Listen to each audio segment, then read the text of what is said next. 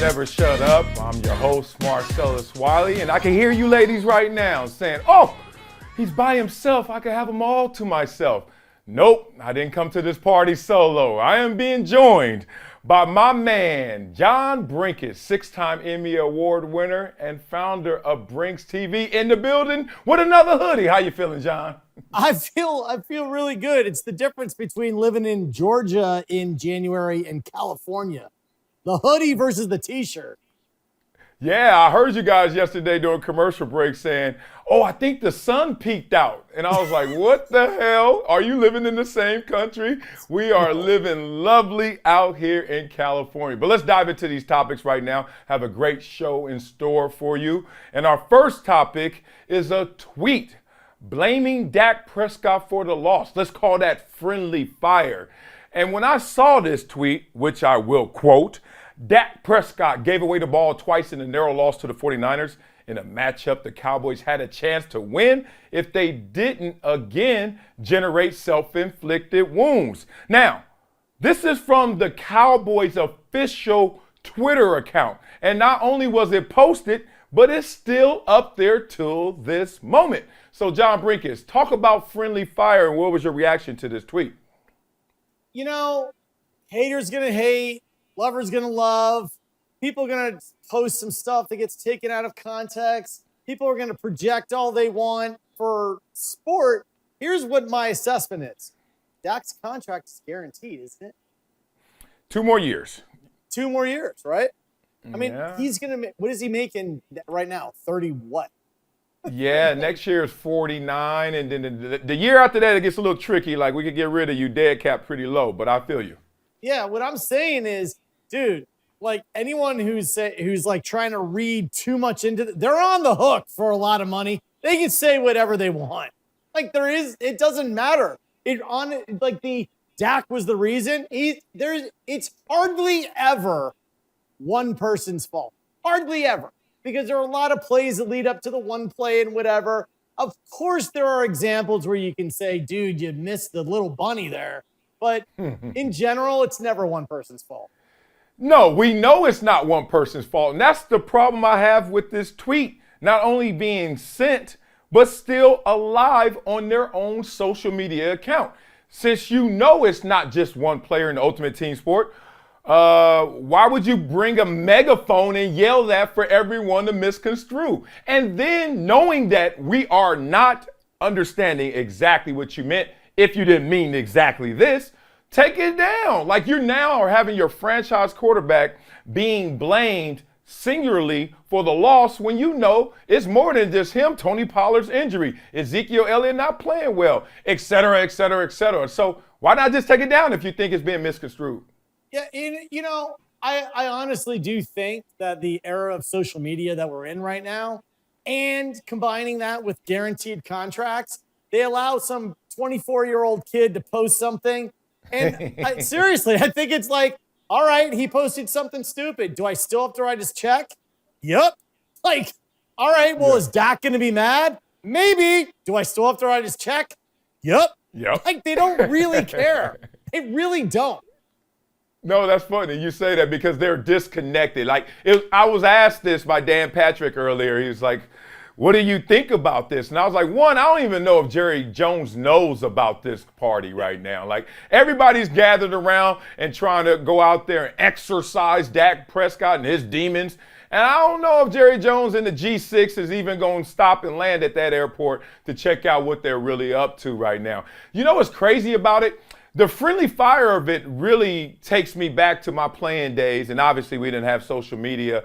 I think I caught the beginning of MySpace when I was coming out and Facebook was trying to launch. You know, that's how old I am, leather helmet days. But the disconnect in the organization and the disconnect from an organization to a player, because the first time I realized, like, wait a minute, we're not on the same page, was the first time I was cut by the San Diego Chargers. I'm there in my 3rd year, had my exit meetings with my coaches. They were like, look, this wasn't your best year, but there are a lot more people on this team we're going to blame before we get to you. You're getting double team, triple team. We let Junior and Rodney go. They all were coming at you, blah, blah, blah. So they stroked my ego, and I felt good about it. 2-3 months elapse. I'm in the off season, chilling in my condo in LA, hanging out, loving life, getting ready for the season, all that stuff. And I'm just, one morning, 8 a.m., I remember it, I turned on the tube. And I was like, oh, I'm laying there. I'm by myself, which is a rare occasion. I'm by myself. I'm just laying there looking over my feet at the bottom ticker. And literally it read, breaking news, San Diego Chargers release Marcellus Wiley. And I'm like, hold up. I sound like Nate Dogg. Hold up. I'm like, what just happened? And then, you got this outer body experience where you're like, that was my name. That's my team. This my TV. This my condo. But this ain't happening, is it? And it was crazy, man. So sometimes it just is a disconnect within the organization, and sometimes a disconnect from the player and the organization. Dude, it's horrible because look, the organizations are gigantic aircraft carriers, right? And you feel like, hey, I'm on a little speedboat with my buddy. No. You're on an aircraft carrier, and someone behind you pushed you off the aircraft carrier and it ran right over you, where you're like, how did that happen? Because you are expendable, replaceable. Doesn't matter what somebody was saying. There's a guy right behind you, and they're like, let's take that guy. What's his name? Marcello? Get rid of him and bring in some other guy. Maybe he's cheaper, younger, faster, better looking. Whatever. Oh, man. Look, you are not lying. The acronym NFL stands for not for long. And they will forget about you as fast as they found you. So I get that. But I did lick my wounds that night and every day after. Oh, I wasn't in the bed by myself after that. Somebody had to make me feel better. All right, coming up on Never Shut Up, we're going to have more conversation about Dallas and Jalen Rose. Maybe this is some more friendly fire with his tweet. We'll unpack that next on Brinks TV and Reeds TV.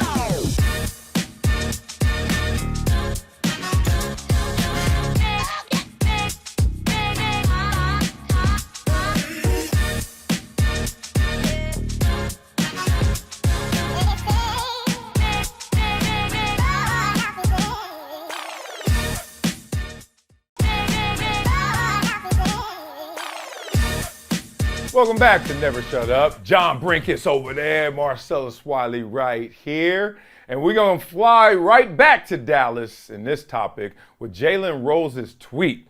Now, this is going to be spicy out there because Jalen Rose works for ESPN.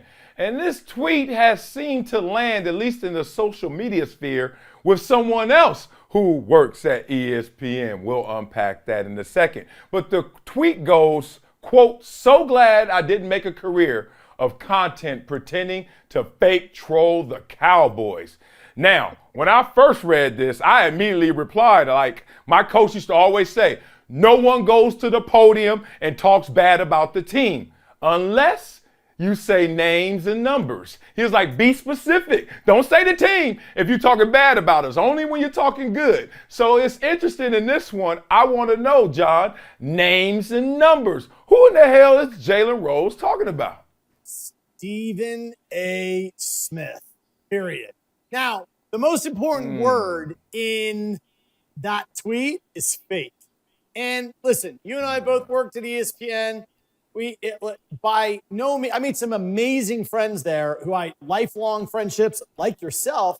Stephen A. Smith is a perfectly nice human being, great guy, really nice, treated me really well every time that I saw him. He is P.T. Barnum in sports. Like what Stephen A. Smith is saying is not what Stephen A. Smith believes. He's just making trouble. He's like, hey, I'm going to stir this up. And by no means do I think that's bad. It's that it's a showman, which is fine. He gets paid a lot of money to do it. So good on Stephen A. I just don't want anyone to sit there and say, gosh, I bet that's what he really believes. He's got his little shtick. He gets off camera, and then he kind of gets out of that. That's the difference between Stephen A. and Marcellus Wiley. Marcellus is no different on camera than off camera. He doesn't have a shtick. He's just Marcellus. Yeah, man, that's interesting you say that because off camera, Stephen A is pretty quiet, like reserved, like introverted almost, you would say. I'm like, yo, the times we've hung, I'm like, bring the turtle head out. Like, come back out the shell. Like, where's the Stephen A that I know? And then you realize, oh, that is his persona. That is his shtick. And you respect it. But on camera, he does work with Jalen Rose's ex-wife, which is interesting because as you read through this tweet, knowing that as a backdrop, like, maybe a little spicier than I even give it credit for. But then he literally says this, and this, I had to catch this when I was like, oh, Jalen mad, probably at Stephen A. Because there's so many people that's trolling the Cowboys, I don't know who's who. It's like machine gun fire. You could just knock down analyst after analyst because they're all doing the same thing, but not as well as Stephen A. He said, pretending to fake troll. Pretending means faking. You're faking the fake troll. Like, I don't even know where to go with that other than, like, he doubled down on how fake you are, which means this is not just your persona and not just you on air. This is, like, deeper than that. Don't you feel that he's cutting a little deeper? Yeah, I don't think Jalen was looking at the Strunken White grammar book saying, oh, this is a double negative and it's going to confuse people. I think he was doubling down. It's like saying really, really, it's really funny to me that you're taking a shot that's obvious, right? There's only, although there's machine gun fire for the Cowboys, there's nobody who's made a career more out of dissing on the Cowboys than Stephen A. Like, he loves doing it, and Jalen definitely was. I agree with you that he should have manned up a little bit more and just named it, right? That's kind of manning up on it. And Jalen is somebody, I don't have a tight relationship with him, but he is pretty authentic. I don't agree with everything Jalen says. That means that's awesome because he kind of says what he thinks. He's not one to just sort of be manipulated by the network and they're saying, say this. He's a pretty straightforward guy. Yeah, man. If you agree with everything that someone else is saying, then one of you guys are being fake. One of you guys, if not both of you guys, because no way you should. I tell my friends all the time, we're not going to graduate to like a real friend status until you tell me something bad about myself. I've always been that way. Like, no yes men around me, bruh. Bring it to me real, bring it to me raw. Therefore, we never have a problem. Like, we're not going to blow up this balloon of contention because I don't like you, but I can't tell you. And I don't like what you just did, but I ain't saying anything. And then next thing you know, you do the smallest of things and they pop on you. And I'm like, hey, I did play in the league, bro. You better chill out. So why we are going through this process, air it out, vent it out, learn that. That was my only issue with this.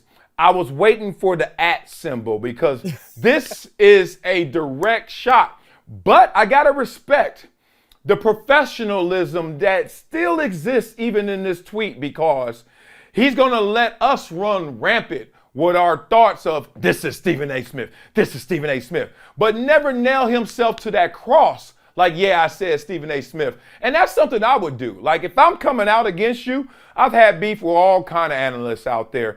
And I hate saying beef because it's really just a disagreement on one topic. I don't hate any of these guys, even when I disagree with them. But like a Ryan Clark, me and him have had beef many a times. And every time it's at Ryan Clark, not, oh, I'm going to talk all around and dress up this story that's going to look Ryan Clark-ish, but not say Ryan Clark. Would you have put the @ symbol there? Would you have said Stephen A. Smith? I 100% would have put it there. If you're going to take a shot, I mean, just nail it. Right? It's in your scope. Don't turn your head and pull the trigger. Like look at it. Look at your target. Say it. Like, oh, I don't know what I'm doing here. Like, dude. So I would have absolutely put the @ symbol. Yeah, you talked about not knowing what you're doing here. Speaking of that, that's getting us to our next topic where we're going to talk about Usain Bolt. And someone pulled a fast one on him. And I'm not talking about that on the track. I'm talking about in the bank. All of that and more coming up on Brinks TV and Reach TV.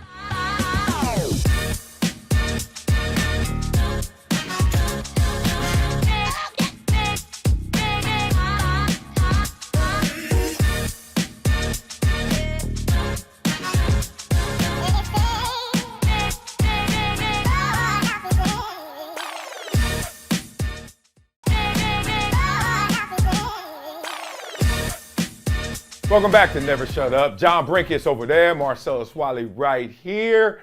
And oh man, you know what's not here for at least Usain Bolt? $12.7 million.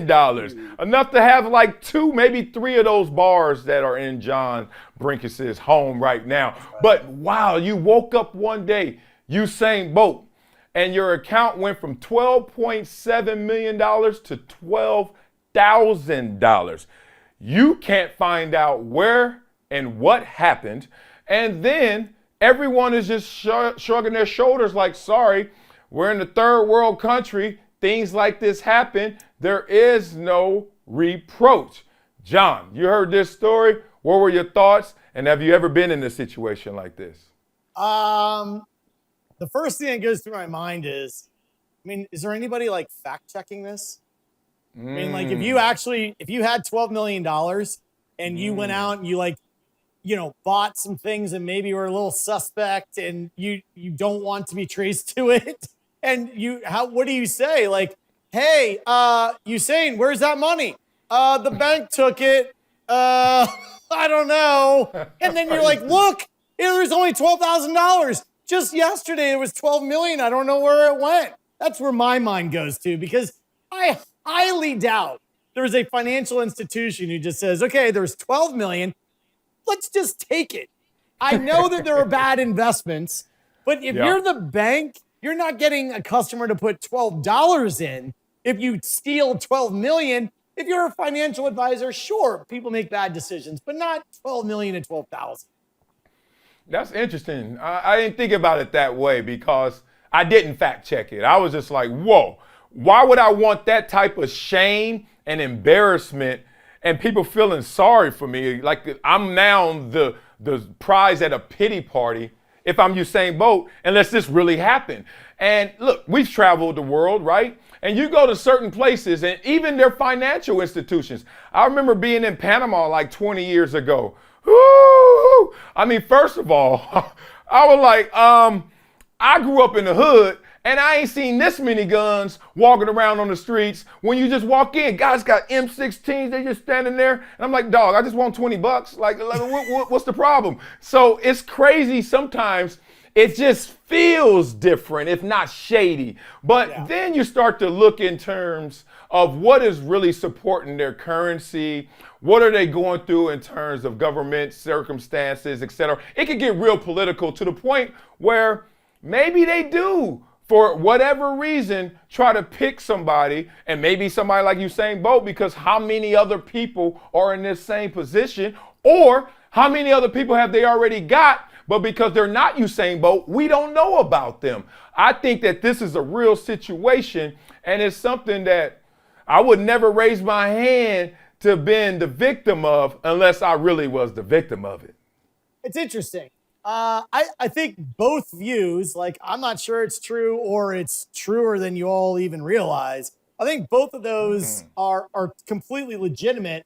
I do, just as a quick little aside, I do have a little experience with transferring money from the U.S. to a Caribbean island.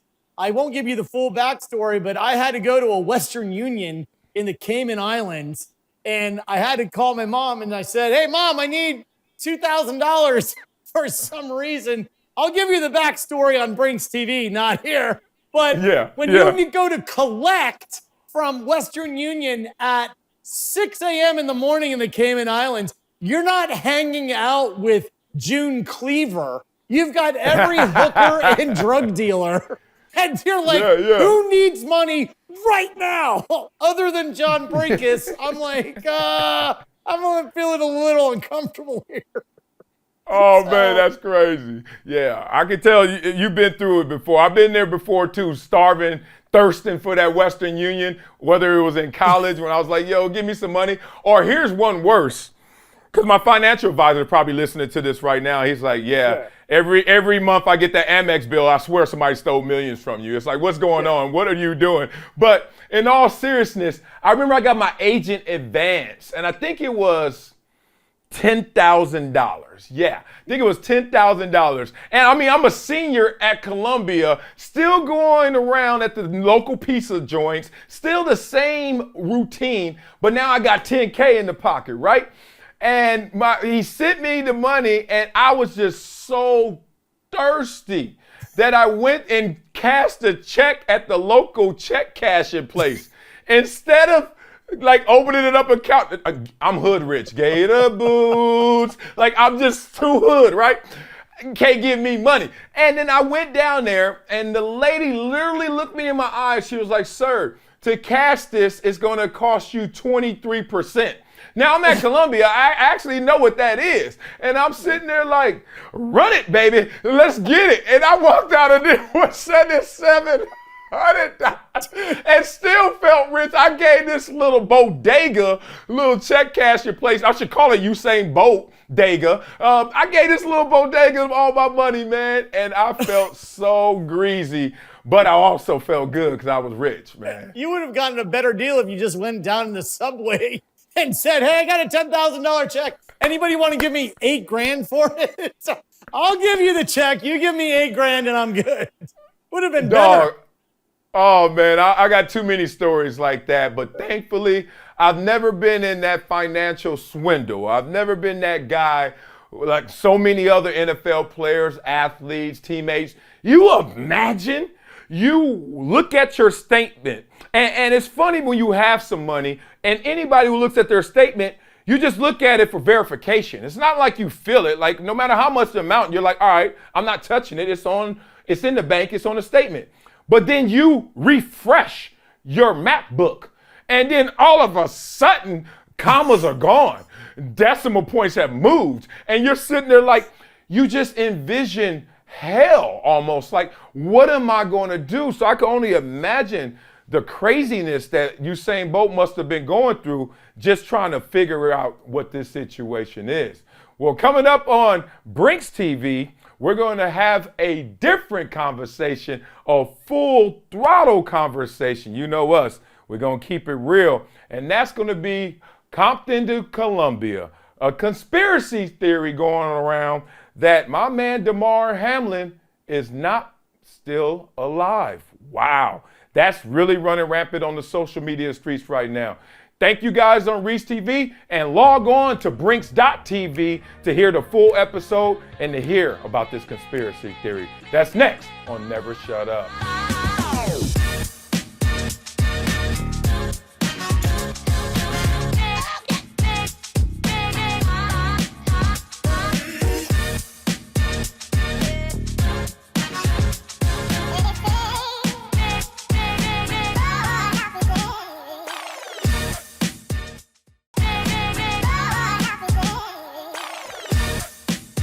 Welcome back to Never Shut Up on Brinks TV. John Brenkus over there, Marcellus, Wiley right here. And there's no other way to approach this one but just be direct. This is our Compton to Columbia topic for today, where there's a conspiracy theory out there that Damar Hamlin is actually dead.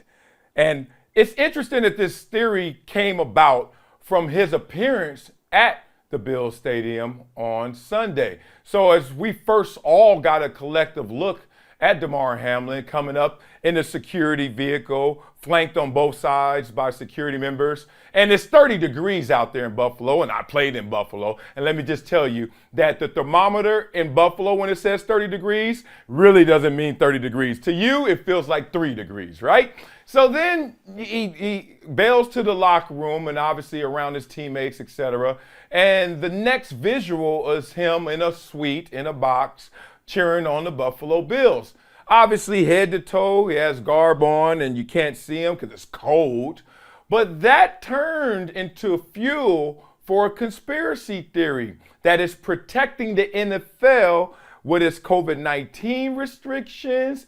The anti-vaxxers, as they say, are out there in full force saying, how come we didn't get a face shot of Damar Hamlin? Does he have stroke face, as they say? A lot of things to digest right here, John Brenkus, but tell me, the conspiracy theory around this, what's your reaction? You know, what's interesting is the use of the word conspiracy theory. and I just want to pull up, Herbert, go to my phone.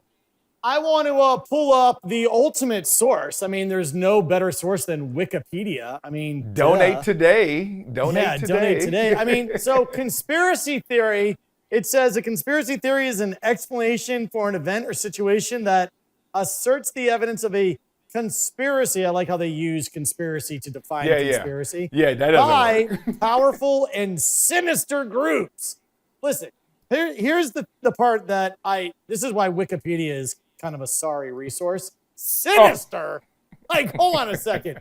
So you mean if you disagree with the mainstream explanation, it's sinister? How about just being a skeptic? How about just questioning? You don't have to be sinister. You just have to be, how about this? I don't know, curious? That's all I am, is curious. And guess what? Here's what I'm going to say about the Damar Hamlin situation. Herbert, you can take my phone off. Here's what I'm going to say. I really, my gut, beyond my gut, is he's alive. The reason being is there is no way someone could keep that. There's just no way. There's a 0% chance that in this day and age of social media, someone doesn't get a picture of something. Someone doesn't see something weird. Someone doesn't have a medical report. Something, it's too big of a thing. And really, when I say a player who's in a hospital, that's it's a place where there are a lot of people going in and out. A lot of people benefit. A lot of people don't benefit by him being alive or not alive. There's no chance he's dead. But I'm a skeptic, and I'm like, you know what? I wouldn't even think about the idea that he's not alive. So let me look into it, and I'll make my own decision. My gut tells me he's alive. Yeah, I mean, I would put my hand on the Bible. I would sit there, and as you were growing up, I swear on my mama, like he's alive. Like there's no way he's dead. And it's not because I don't believe in conspiracy theories. It's because conspiracy means it has to be constructed. And this situation was not constructed. This dude got up like a normal tackle in his mind. Okay, where's the huddle? Wait a minute. And flatlines on a football field. And they're scrambling to put all this together. That's not constructed, right? You go to a public facility, a hospital, where people not only are all around just looking, different patients, being nosy, whatever it may be, you're just obviously observing who comes in and out. But then a famous person comes in, that person garners the most attention. So then if TMZ is still alive and existing in this world, they would have gotten to the bottom of this a lot sooner than this. But what TMZ did was actually just call Damar Hamlin's family and say, yo, is he alive? Like, we're hearing a lot of stuff about it. Like, that's simple, which means there's no smoke somewhere else or fire, because TMZ would have certainly put all of their resources towards that. But it's interesting that you said about this topic in particular that you're still curious. And I'm curious to why didn't they give Damar Hamlin that moment on the podium, that moment, because I've been to Buffalo before, where you come out and you wave the flag and you send the 12th man into euphoria and craziness. Why didn't they prop him up in that moment, which fueled this conspiracy theory? I think that's a great question. And that's why I'll say, hey, I'll entertain it. Great question. I don't know. The answers can really run the gamut from he probably still doesn't feel all that good. He probably is like, I don't feel good. All the way to, well, his face is droopy and we don't want to freak people out. So let's do that. 2, let's not forget, we talked earlier in the show that some kid in social media posted something on the Cowboys account and Jerry Jones probably didn't notice. Listen, Damar, Hamlin, everybody loves and is rooting for Hamlin. The unfortunate truth is, like everyone's like, what do we do? What do we do? He's on the field. Everyone's panicking. Then he goes to the hospital and he's like this. He goes, and everyone goes, oh, thank God. Oh my God. All right, game on, guys. Game on. And they're on to the next thing. So it more than likely is just sloppy. They didn't really think it through. They just didn't. They were on to the next thing is probably the explanation. Yeah, it's interesting. You're really bringing up the construction a lot of times of an organization or something like this, like a conglomerate. It's interesting you're bringing it up because cream rises to the top. And typically the smartest people are at the executive level.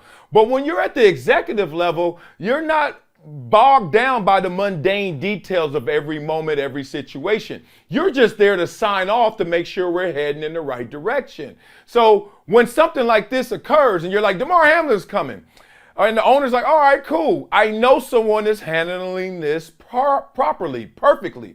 But then the owner's like, all right, that was cool. We saw him. We got to see him in the locker room. Guys were posting pictures with him, etc.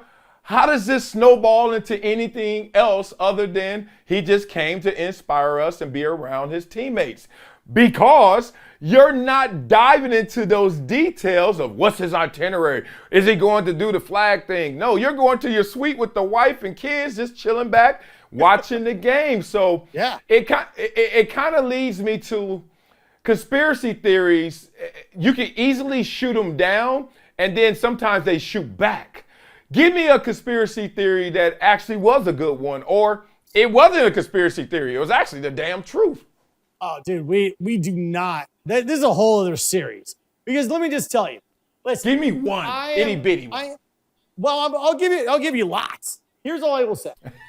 If you are in, let me get on my conspiracy theory soapbox on. Listen, conspiracy theory is the wrong word for a conspiracy theory. It's just how about this? I don't know the truth.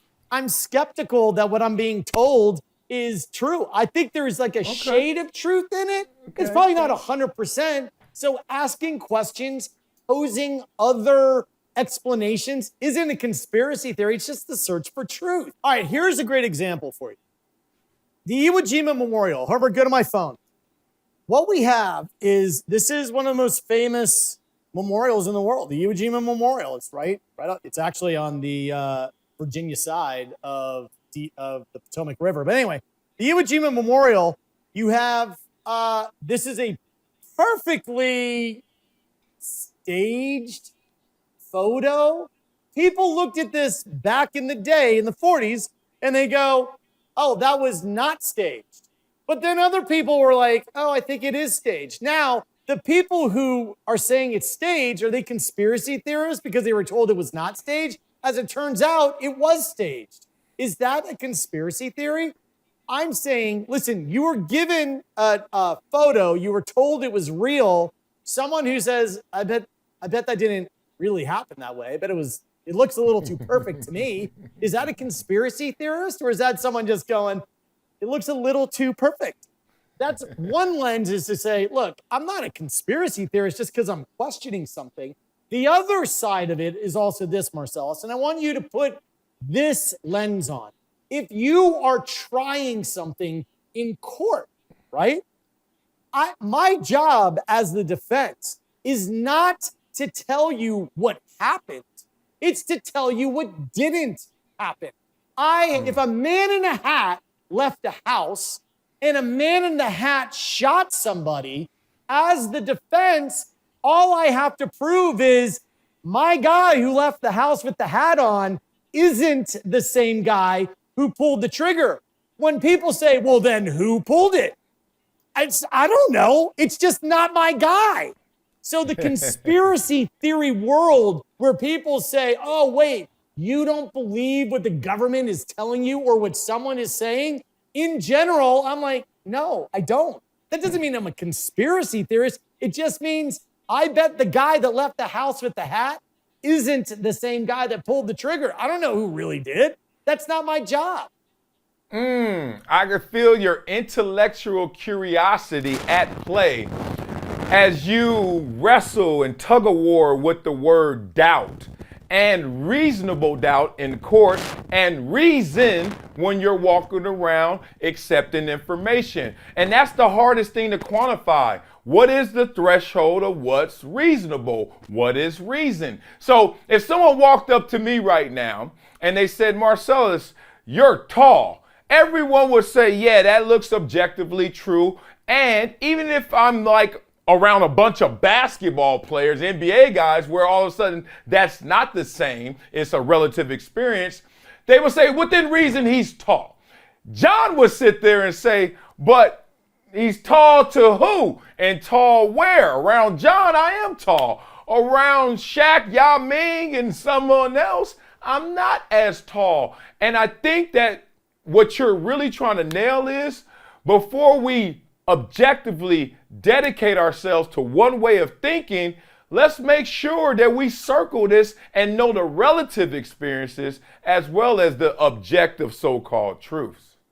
Remember, my major in college was rhetoric communication studies, the theory of the argument, the ethos, the pathos, the logos. Like, what are you trying to convince someone of?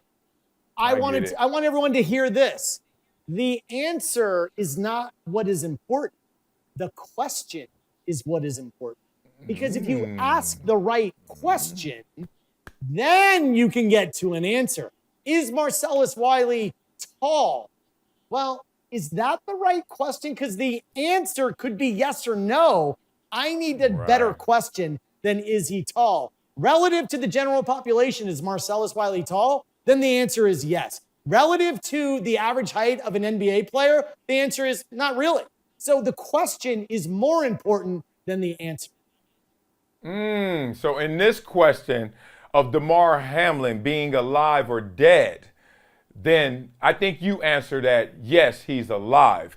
But there's still a conspiracy theory that is all around snowballing that he's not alive. So we've asked the right question, but it doesn't seem like that has all of a sudden gotten rid of the conspiracy about that.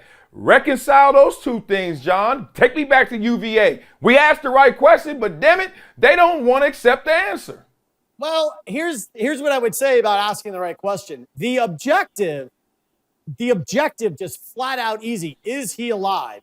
How are we defining alive? Well, we're defining alive by he's got a heartbeat, he's got brain activity, he's ambulating all on his own. Like, that's what we mean. However, the question, is he alive, doesn't specify that.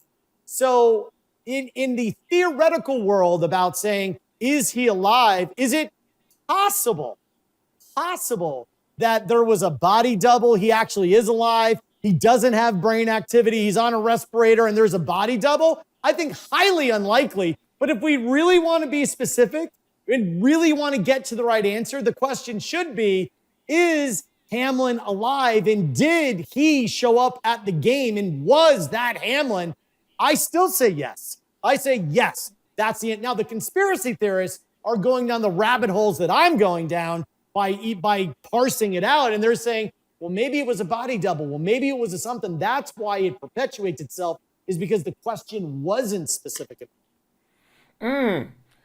Well, there wasn't even a question posed. Like, we just saw him, and all of a sudden people start questioning what they were seeing, right? Which is interesting, because I love what the goal of a conspiracy theory is. It's to beat up the so-called truth. Whatever everyone is sitting there saying, yes, yes, yes, someone has to come with a counterpunch just to make sure, does this land? Or if it doesn't land, then that is the truth.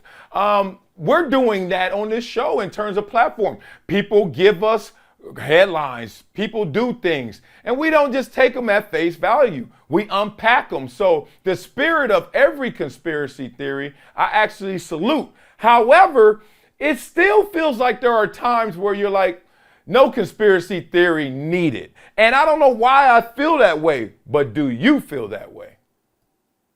Sometimes you hear something and honestly, you don't feel like intellectually pursuing it because it really doesn't matter.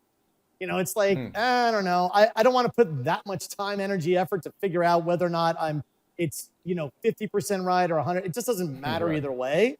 In the Hamlin situation, my honest opinion is there's just listen, no matter how far you dig on this one, he's alive. He's alive, period. I'm just kind of moving on because, listen, it doesn't matter if he's alive or not. I mean, sure, but right now, I think it's so unlikely that he's not alive. I don't want to spend any intellectual space on it. Is there a 0.00001% chance that he's not alive. I mean, I'm always willing to keep the door open, but I so highly doubt it. I just don't allocate any resources. Oh man, you sound like me, the married man I am now. Oh my God, John. Some arguments just not worth having, baby. I'm like she said something. I'm like, all right, honey. Yes, I am not wasting this RAM space I have on that 0.001% chance I have of actually winning this argument. So I stay defeated with my white flag. That is actually, as John says, staged with that white flag, not actually the real deal. Well, let's transition right now to a Wileyism. And today's Wileyism is don't water your weeds. Don't water your weeds, John. Where does that hit you? You know, it is a fantastic Wileyism. It's probably my favorite thus far in the show. Yeah. Because people feed the beast. Everyone is haunted by something. And for whatever reason, we refer to them as guilty pleasures. But sometimes guilty pleasures, people often say, oh, that's eating ice cream or something. But sometimes it's like doing heroin, right? And it's look, this isn't just a guilty pleasure. It's like weeds growing in your soul. Like, don't feed that. If you don't want to be a heroin addict, don't do heroin. But you know what happens? You become addicted, you have habits, and you're like, oh, I just did it again. I just fed the weeds. Like, you know deep down inside what is right and what is not right. And the hardest thing in life is to admit to yourself that you're wrong. Like, I'm wrong for me. I am wrong. I'm doing something that goes against my code of ethics, whatever that is. You need to identify that and not feed the beast. Don't feed the weeds. Stay away from it. And over time, you can say, this is who I am. And like we said before, Marcellus, when you said, you know, you sort of become who you are before you know who you are. That's the process of killing the weeds. Man, I love it. I love it. These conversations, man, they just keep getting deeper. And I'm learning so much from them. One of the profound things you said when we were talking about suicide, and you were talking about the thought loop. And it's interesting, I went and saw Jordan Peterson a couple of nights ago, who, I mean, talking about a big brain, talking about a guy who can talk it, and just next level in terms of his intelligence.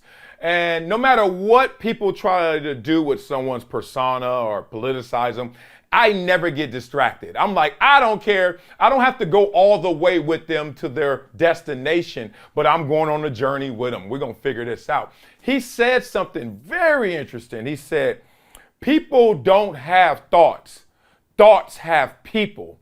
And I was like, wow, that is so damn true, because you can run a narrative in your head, and through selective perception, that is all you see in this world. That is all you attract in this world. That is all you eat in this world. And it's amazing how many people don't stop themselves from having those damaging thoughts, which leads to those damaging actions, and they don't stop watering the weeds. So then they think that the weeds are like naturally growing there because that's just the way the world goes. No, you can go out there and actually manicure your lawn. You can actually go out there and do something about your mental health. You can actually go out there and do things to give you more fertile ground to exist in. And when I heard this Wileyism, I was like, man, I had done it before in my life, obviously, to keep my discipline. But I still have fleeting thoughts all the time, negative things. You know, you go to church, they tell you it's the devil in your head, but the devil's alive. But you know what? You got to be able to exorcise that demon, kill it yourself, because it's going to continue to come. But don't water the weeds. Make sure you're in a position to live in that fertile soil. Yeah, you know, what you said is right. And I love the idea that people don't have thoughts, thoughts have people. There's actually an amazing book written by Elizabeth Gilbert called Big Magic. She also wrote Eat, Pray, Love. Big Magic is the idea that ideas and thoughts find people. It's a really cool story, but there's an even better way of looking at it, and I'm getting totally geeky on this, but there's an author named Rupert Sheldrake, Sheldrake, who writes about a principle of morphic resonance that state, and it's not his theory, but he has popularized the idea of morphic resonance, which is, look, your brain isn't coming up with ideas, your brain is receiving them. So just like you look at a television, and if you were to say, where is that picture coming from? It's not coming from the television. It's coming from outside of it, and it's being manifested inside the TV. So when we think about, are our brains coming up with something, or are we receiving the signal? It's a fascinating idea. And when something, some big tragedy happens, it's kind of like when you have a family or a group or even a species that feels like there's a rip in the fabric of space and time, like 9/11, like everyone felt sad because we were all receiving the idea that something horrible had happened. And same thing for like music. When you hear a song and you go, God, that sounds good. Is that because the song is really good, or is it an idea of a song that we all receive very easily? That's it. And I realize we're never going to really come up with the answer, but it's an interesting way to look at the universe. Oh, beyond interesting. I mean, I right now, I just feel like that emoji, we all texting emojis, the one that go like that is next level thought right there, and true intentions, man. That's why I love this show. We can really unpack things like that. Like you said, the song you hear at times, you're like, whoa, 9/11. On a different scale, Damar Hamlin, like he had a foundation that had raised, what I heard, like $20,000 before he flatlined on the football field. And last time I checked, and I know it's higher than this, it was at $8 million in like 2 days. Just letting you know how he connected, and everyone watching that just was empathetic in that moment. Man, it's crazy. People out there have to understand, as you said, is the message really coming from the TV? Or is it really just receiving it like our brains? Well, on Brinks TV, not only will you be giving it, you will also be a participant with us, because we're going to call you guys up on this show. That's right. This will turn into a 3-box. John, Marcellus, and you will co-host this show with us as well. All of that on Never Shut Up on Brinks TV. We thank you guys for going on this journey with us, no matter where the destination. Let's unpack it all. Either we're going to learn or unlearn. See you guys next time. Take care, fellas.